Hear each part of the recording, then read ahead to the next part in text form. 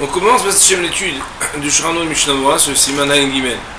Alors exceptionnellement, même si ce n'est pas notre habitude, on va d'abord lire le titre, mais exceptionnellement on ne commencera pas par l'étude du Shulchan du Mishnah Berurah, mais on va lire la Hakdama, l'introduction à cet article un peu plus complexe que les autres dans le Biur Halacha. On va voir dans un instant. Donc le titre du Shulchan Aruch, c'est Ayin Gimel Ayashel im ishto ubana vechitnaeg. Quand quelqu'un dort avec sa femme et ses enfants, ou bien avec sa femme, ou bien avec ses enfants, comment doit-il se comporter, ça veut dire, par rapport au Kriyat Shema et par rapport à l'étude de la Torah. Ou Bodalet Seifim va avoir 4 alinéas, donc 4 points dans cet article du Shulchan Aruch. Alors, le Biur Halacha, même si ce n'est pas l'habitude, il nous dit Na'atik po ha'akdama mipri megadim. Nous allons copier ici, rapporter ici l'introduction à cet article. Enfin, en fait, à l'article 74 qu'a fait le Pri Megadim, donc un graphe, Ve'ayin Hei, le Siman Ayin Dalet Ve'ayin Hei. Donc nous allons rapporter ici l'introduction que le Pri Megadim a fait à l'article 74-75, qui est au Nitzrach Meod, car il est très nécessaire de le faire. C'est pourquoi nous, méthodiquement, au lieu de commencer par étudier le Shulchan du Mishnah Berurah, nous allons nous pencher sur cette introduction et essayer d'en faire sortir les points les plus importants donc de ce qui va nous aider pour les 3 simanim, Ayin Gimel, celui qu'on est en train d'étudier en ce moment, Ayin Dalet le prochain, Ayin E, donc le siman 75 dans ce moment. Voyons l'introduction. Nous dit donc le Pri Megadim cité dans le Biur Halacha. Voici comment il faut diviser en 5 parties, en 5 points différents, la loi qui concerne le din de Erva. Erva, je rappelle que c'est une sorte de nudité qui interdit de lire le Kriyat Shema. Kashaït be'er be'ezer Hashem bar. Aleph, première chose, Eino ro'a ervato. C'est quand l'œil de l'homme voit sa propre nudité. Bête, la deuxième chose, libo ro'a ervato. C'est lorsque le haut du corps, qu'on appelle ici le cœur, ro'a ervato, voit sa nudité. Autrement dit, on ne parle pas de l'œil, mais on parle du cœur. Kegon, dans quel cas c'est? Comme par exemple, chez Waler Bechaluk Bli Michnasam Bli Ezor, s'il a une tunique avec une tunique et encore une tunique. Ça veut dire, autrement dit, il a une tunique et rien d'autre. Il a ni pantalon, Michnosaim, ni ceinture. Donc si on voit Behemet, sa tête, est-ce que ses yeux voient sa herva? Non. Mais est-ce que son cœur voit sa herva? Oui. Pourquoi? Parce que sous le vêtement, le haut du corps voit le bas du corps. Ou bien un autre cas de figure, mais c'est toujours dans la même définition de libo roer roto. S'il était allongé, dénudé, sous une couverture, et il sort sa tête à l'extérieur, alors que tout son corps, autant son cœur que ses parties donc de son membre génital, est sous la couverture. Ça c'est le deuxième cas de figure, donc on a dit le cœur qui voit, l'œil qui voit et le cœur qui voit. Troisième cas, Gimel, Gilou Yerva. C'est quoi Gilou Yerva? Kigon Sholem Betoarum. Si un bonhomme il marche tout nu dans sa maison. Ça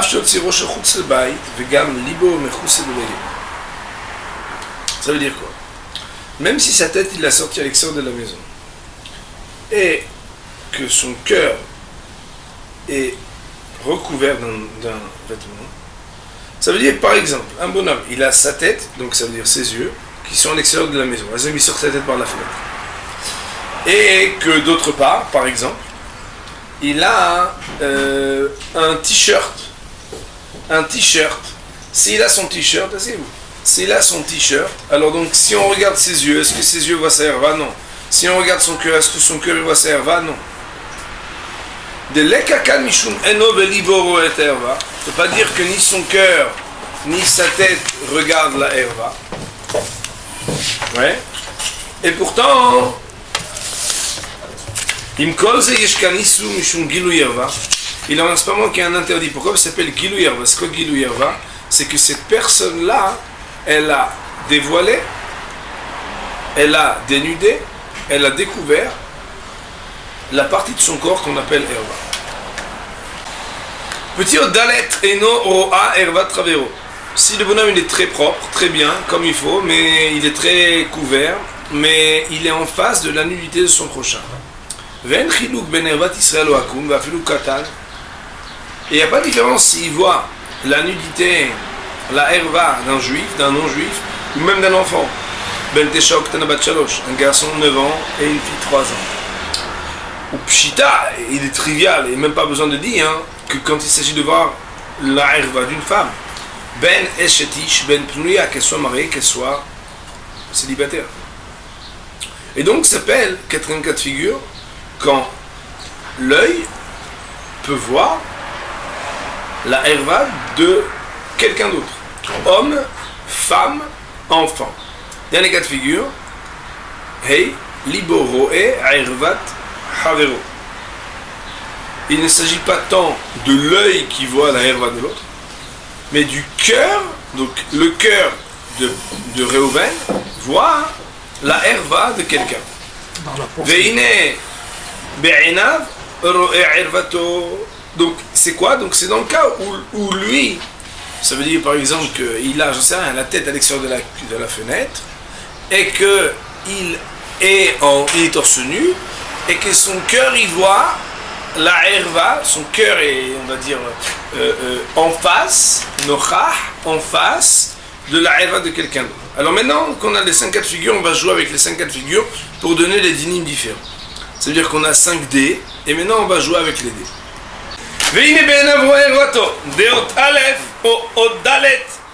Et voici que lorsque le cœur voit la herva de son prochain, et voici que lorsque que les yeux voient la herva, ça veut dire quoi? On a dit que si tes yeux voient ta propre herva, ou si tes yeux voient la herva de l'autre, alors quoi?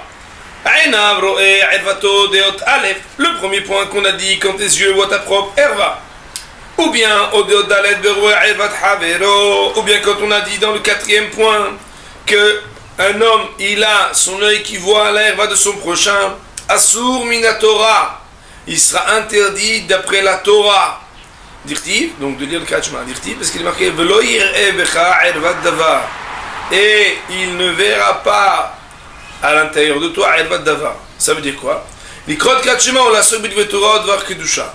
Non seulement de lire le Kachma, mais aussi d'étudier la Torah et de participer ou d'agir pour ce qu'on appelle un acte de Kedusha, un acte saint. Veimken, et s'il en est ainsi, celui qui lit le Kriyat Shema qui est en train de regarder la herva, alors que c'est sur sa propre herva ou la herva de son prochain, il transgresse un interdit de la Torah. Ve'uadin kol devar shebikdusha, il en sera de même pour toute chose de Kedusha. Par contre, attention, on a dit ici celui qui lit les Kriyat Shema. Avaliru mutar be'erva. Mais le fait uniquement de penser et de ne pas réciter, ça sera permis quand on est Aino ro'e ervato ou ervat havero, quand son œil voit l'arva de l'autre ou sa propre erva. Et la shomea keoneasu be'erva davet. Par contre, quand on veut utiliser le principe qui dit shomea keone, c'est-à-dire que tu écoutes et que tu t'acquittes par ce qui est récité par quelqu'un d'autre. On peut dire que par exemple Réhouven, lui a son œil qui voit la herva, alors que Shimon n'a pas l'œil qui voit la herva. Shimon récite, lui a le droit puisque son œil ne voit pas la herva. Mais Réhouven écoute pour être acquitté de ce que Shimon lit. Le fait que Réhouven, lui, quand il veut s'acquitter de ce que Shimon lit pour répondre Amen et avoir la loi de Shomea Keone, à savoir toi tu as dit, et moi par le fait que j'ai écouté, j'en suis acquitté, il n'aura pas le droit non plus. Le fait que tu utilises ce que l'autre a dit pour t'acquitter par la loi qui dit Shomer Ki'one sera considéré comme un interdit des Rabbanan, parce que c'est comme si c'était toi qui avais dit. Toi qui avais dit Mamash, c'est pas vrai, parce que c'est pas toi qui as dit. Toi qui as dit ce serait interdit, Deoraita d'après la Torah. Parce que quand l'œil voit ta propre herva ou la herva de ton prochain, si tu lis l'ivret Torah ou si tu lis la Torah, le Kriyat Shema, alors tu transgresseras un interdit de la Torah. Quand ce qui te permet d'être acquitté de ce que tu aurais dû lire, c'est par un procédé de Hidouche qui est inédit, qui s'appelle Shomer Akerone, même si, d'après la Torah, c'est pas un Issour de Horaïta, ça restera malgré tout un Issour de Rabbanan. Voici les paroles du Pri Megadim. Regardez encore le Pri Megadim que lui il a encore en doute. Metzadet, ça veut dire qu'il penche.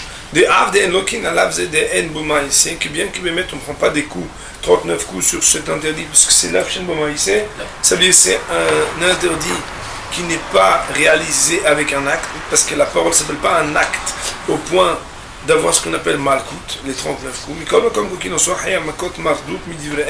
malgré tout, il prendra ce qu'on appelle la raclette rabbinique. Ça veut dire qu'il prendra les coups d'ordre rabbinique.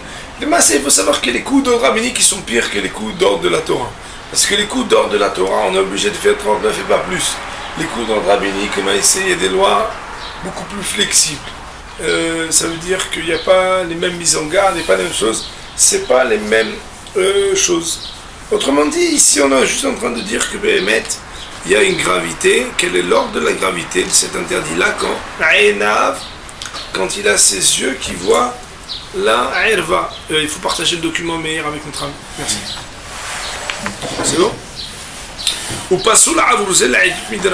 Et il aura donc une inaptitude à témoigner d'ordre rabbinique à cause de cet interdit.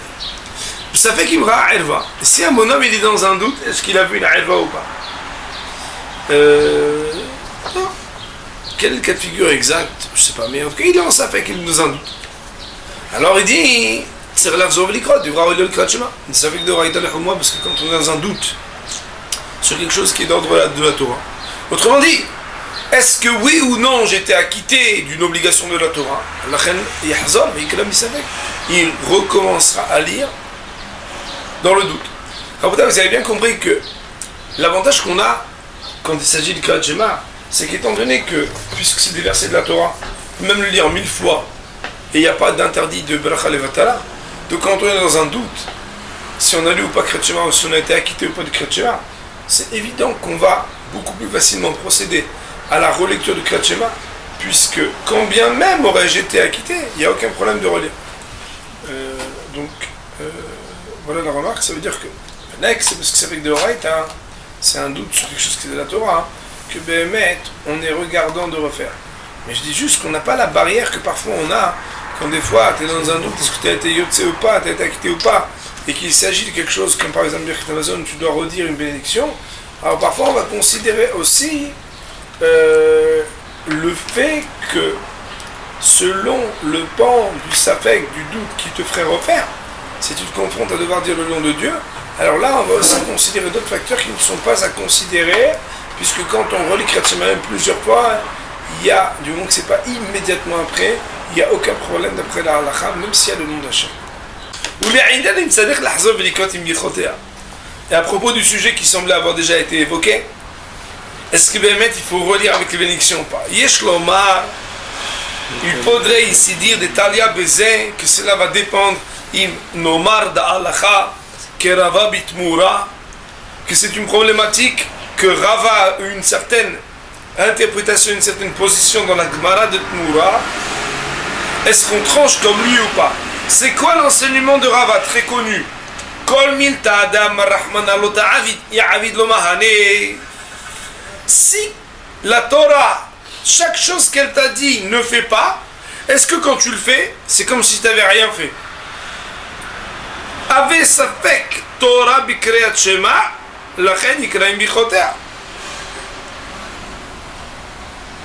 si be'emet, quand je te dis que le Kriyat Shema, tu n'aurais pas dû le faire.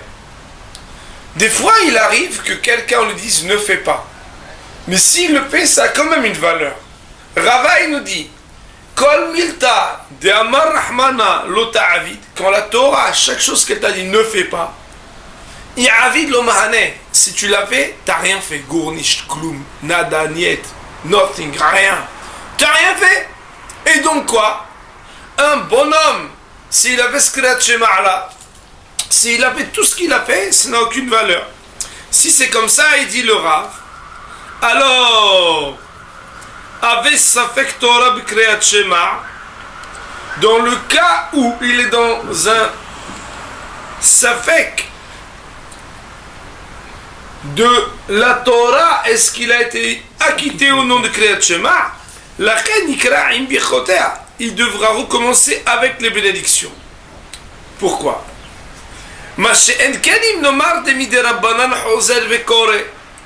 Ce qui n'est pas le cas si on dit que c'est d'ordre rabbinique qu'il doit recommencer à lire. Yesh lomar de Safek de Rabbanan lekula. Il serait possible de dire qu'un doute de Rabbanan serait lekula, autrement dit, même si Be'emet, celui qui voudrait le faire, il pourrait le faire, mais en aucun cas les bénédictions, il pourrait le faire. Ça veut dire quoi, Moraï Verabotai? Ça veut dire que quand Libo Ro'et Ha'erva, si on considère que l'interdit de lire le Kriyat Shema, Aino, quand son œil est présent et qu'il y a une Ha'erva en face de son œil, si on dit que la problématique ici, c'est une problématique d'ordre de la Torah, et que la halakha est comme Rava, que tout ce que la Torah, elle t'a dit de ne pas faire, si tu l'as fait, c'est comme si c'était rien du tout. Mimeila, il en ressort que le fait que tu l'aies fait alors que tu n'aurais pas dû le faire, c'est comme si tu n'avais rien fait. Donc, ça équivaut plus ou moins à ce que tu as été Yotse acquitté ou pas. Et c'est problématique, elle est de la Torah. Dans un cas pareil, non seulement tu aurais le devoir de recommencer Kriyat Shema, mais aussi ses bénédictions. Mais je ne sais pas si vous vous rappelez, mais une fois on avait étudié dans Shulchan Aruch et dans Mishnah Brura que quelqu'un qui a un doute, est-ce qu'il a lu Kriyat Shema ou non, à partir du moment où il a un doute si c'est Kriyat Shema ou non, quand il recommence aussi avec ses bénédictions. On avait étudié ça dans Shulchan Aruch et dans Mishnah Brura. Si par contre, l'interdiction de lire le Kriyat Shema lorsqu'on est en face d'une herva n'est que d'ordre rabbinique, ou bien que même si c'était de Raïta, on ne tiendrait pas le principe qui dit que quand on te dit de ne pas faire quelque chose, si tu le fais, c'est comme si tu n'avais rien fait, alors, de émettre que ça équivaudrait à un Safek de Rabbanan, auquel cas, même s'il disposerait du droit de refaire le Kriyat Shema, parce que comme on l'a dit, il n'y a jamais d'interdit de refaire Kriyat Shema, parce qu'il n'y a pas de Bracha Levatala, il n'y a rien, puisqu'il n'en aurait pas l'obligation, alors à propos des bénédictions, cela sera considéré comme Safek de Rabbanan Velakula, et donc il n'aurait pas le droit de prononcer à nouveau les bénédictions. Donc ça veut dire en réalité que même si a priori faire devant une herva c'est de Horaïta, mais si tu l'as fait, est-ce que la problématique de refaire le reste de Horaïta ou de Rabbanan, ça dépend de Rava et par Rava dans Tmoura. C'est pour ça que Behemet, Megadi, Mistapek, les Metzaded, est-ce que c'est de Horaïta ou de Rabbanan, Nafkamina pour les brachot. Parce que pour le Kriyat Shema on va faire, pour le brachot ça dépendrait.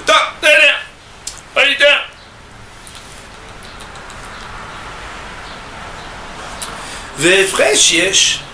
Et il y aura une différence, donc là on monte d'un palier, puisque pour l'instant on parlait que du cas où l'œil pouvait voir la herva.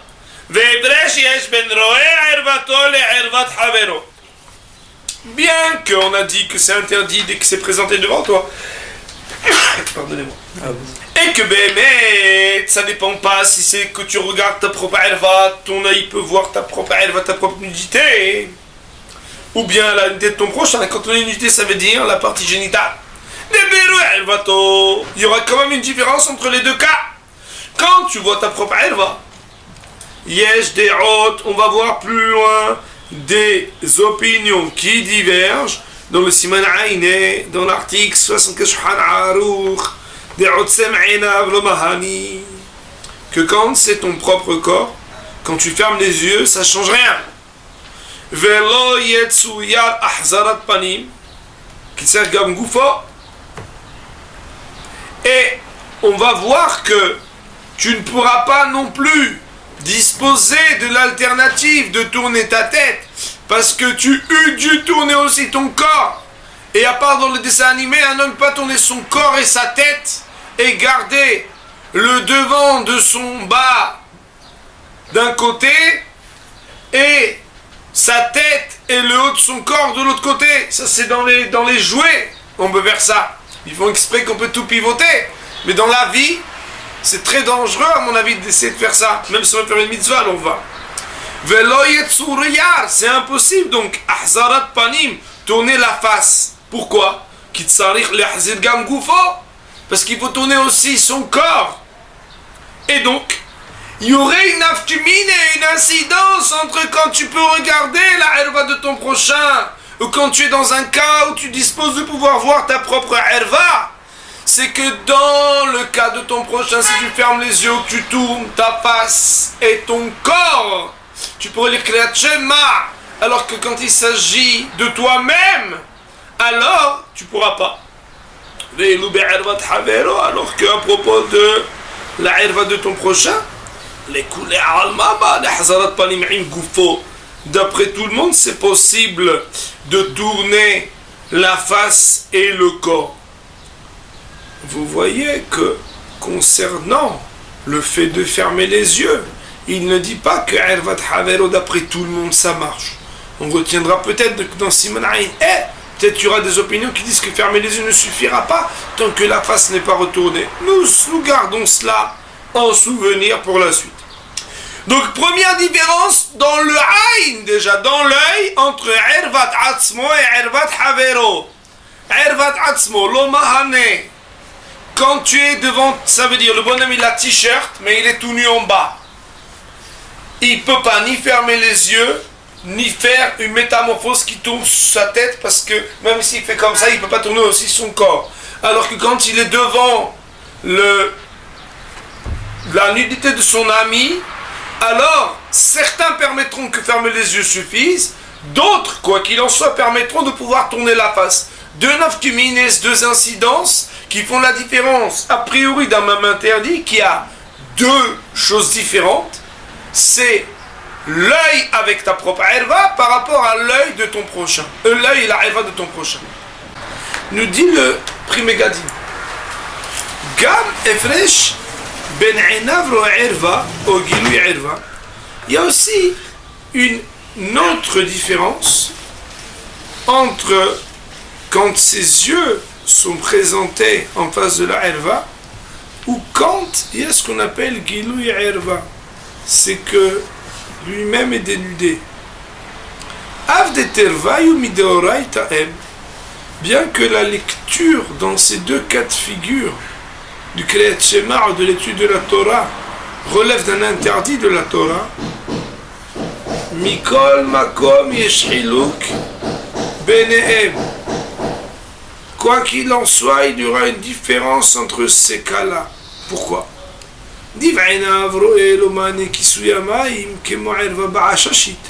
Quand c'est ses propres yeux qui voient la herva, alors, Bémet, ça ne servira à rien de pouvoir se recouvrir d'eau,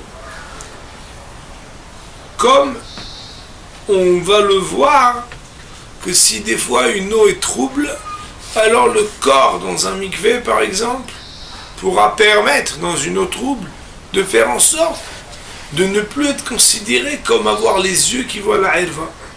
Aïn bifin b'shulchan aruch, comme nous le verrons dans Shulchan Aruch. Ve'ilu li gilui herva, alors que gilui herva, mahane kisuyamai. Alors que dans le cas de gilui herva, alors on pourra se recouvrir d'eau. Qu'est-ce que ça veut dire ça? Alors on va revoir ce qu'on avait dit plus haut, je ne sais pas si vous vous rappelez. C'était quoi le cas de Gilouï Erva? Regardez le petit guimel qu'on avait dit au début. C'est quand un bonhomme il est tout nu dans sa maison. Même s'il sort sa tête à l'extérieur et même son haut du corps à l'extérieur, ou bien qu'il sort sa tête et il a un t-shirt, malgré tout, il aura un interdit parce que le bas de son corps est découvert. Autrement dit, il y a une dimension qui s'appelle ton œil voit ta herva, et il y a le fait de découvrir sa herva dans l'absolu, cela pose un problème. Il dit le Rav que quand Behemet, tu as que le bas du corps qui est découvert, mais que ton œil ne peut pas le voir, et il y a des cas de figure pareils, alors Behemet, tu peux te recouvrir d'eau, et ça s'appelle déjà recouvert. Ce qui n'est pas le cas quand, c'est comme ça que je comprends, quand il s'agit de l'œil qui peut voir la herva, tu ne pourras pas profiter de quelque chose qui, transparent, ferait écran devant tes yeux. On va essayer juste de dire ce que ça veut dire. Donc ça veut dire que si Behemet, le fait de recouvrir peut-être une alternative, même quand c'est quelque chose qui couvre de manière transparente pour l'interdit de Gilouï Erva, il n'en reste pas moins quand il s'agit de son œil qui regarde la herva, ça ne marcherait pas. Maintenant il dit, et donc regardez, on va regarder dans Shulchan Aruch, il a dit, mais non. Deuxième chose, entre le cas de Enav et le cas de Gilouï Erva, ça veut dire le cas de l'œil et le cas de Gilouï Erva, ça veut dire du dévoilement du corps lui-même. Il dit deuxième chose, dit Libor Erva Shelo Shel Havero Eisur Miderabanan, quand son cœur, ça veut dire le haut de son corps, peut voir sa nudité ou la nudité de son ami, l'interdit il est que des rabbanan. Alors que plus on a dit que quand c'est l'œil, d'oraïta. Tout ce qu'on a dit, c'est uniquement quand c'est un vêtement qui recouvre la herva. Mais si Behemet est totalement dénudé, même si son cœur, c'est-à-dire le haut de son corps, est recouvert, ses yeux ne regardent pas, Kegon, comme par exemple, qu'il a fermé les yeux, qu'il a sorti sa tête à l'extérieur de la fenêtre, c'est interdit de lire et d'étudier la Torah. De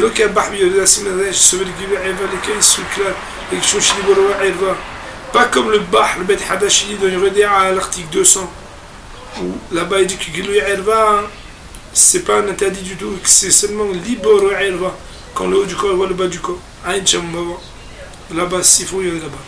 Zéeno, il n'est pas d'accord avec lui, Gilouï Erva, ou Isur Mina Torah, quand quelqu'un il se dénude totalement, le bas du corps, quand il fait une lecture, c'est Asur Mina Torah, qui mange Ktavarash, beau. Comme le Rashba il a écrit, il est marqué Loïr Ebecha, Erva Davar. Il est marqué et il ne verra pas en toi Erva Davar. Alors, l'octive l'otir est. Pas marqué tu ne verras pas ta nudité, marqué Loïr est. Ça veut dire quoi? Loïr est la ahérim, que d'autres ne puissent pas voir.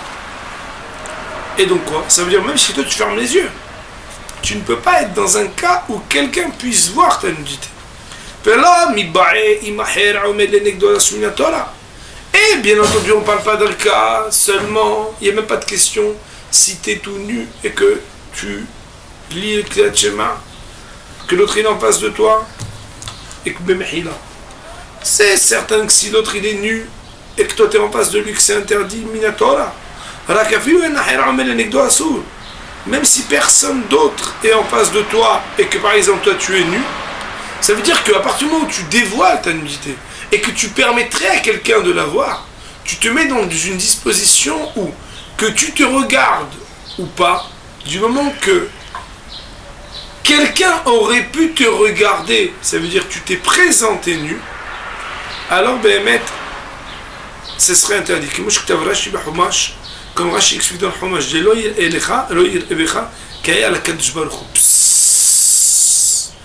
celui qui ne doit pas pouvoir voir en toi la irvat davar, cette nudité dévoilée, c'est Akadosh Baruch Hu.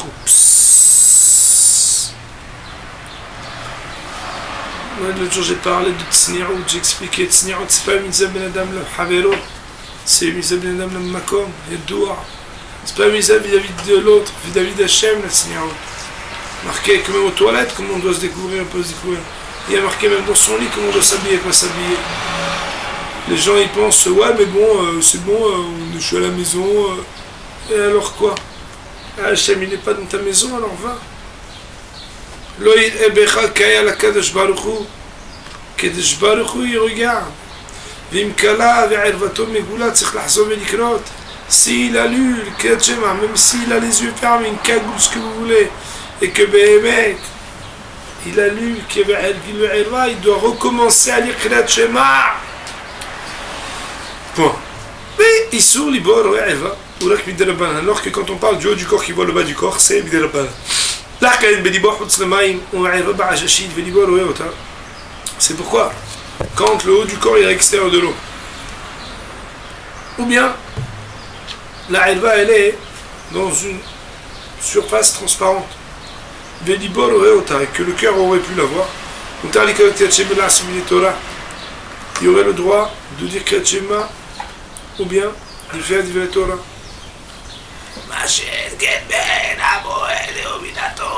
Ce qui n'est pas le cas quand c'est les yeux qui voient, que là c'est de la Torah.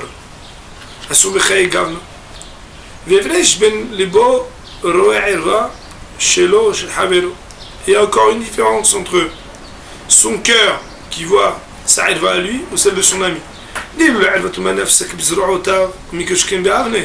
Parce que quand il s'agit de ta propre irva, tu peux faire un écran avec tes mains, tes bras, et a fortiori si tu mets une ceinture ou quelque chose. Alors que Behemet, quand il s'agit de l'arrivée de ton prochain, cela ne suffira pas. Pourquoi?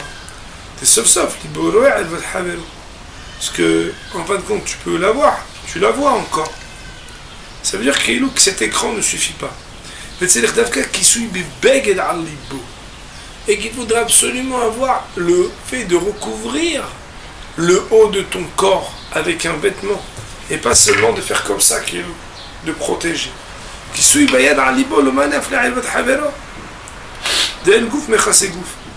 Et le fait de recouvrir de ta main ton cœur ne suffira pas et ne marchera pas pour permettre de lire quand tu es devant la nudité de ton prochain. Principe, car le corps ne recouvre pas un corps. Et si il se balade qu'avec un petit vêtement, et